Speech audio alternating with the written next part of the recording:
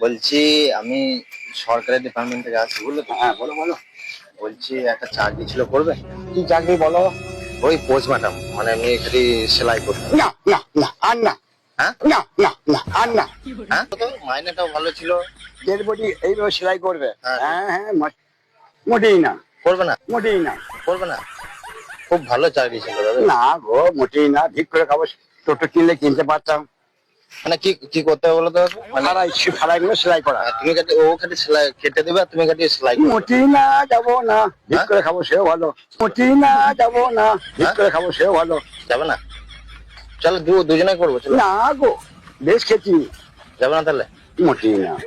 খুব আশা নিয়ে এলাম দাদুর কাছে। না গো, আশাই নাই গো। না গো, আশাই নাই গো।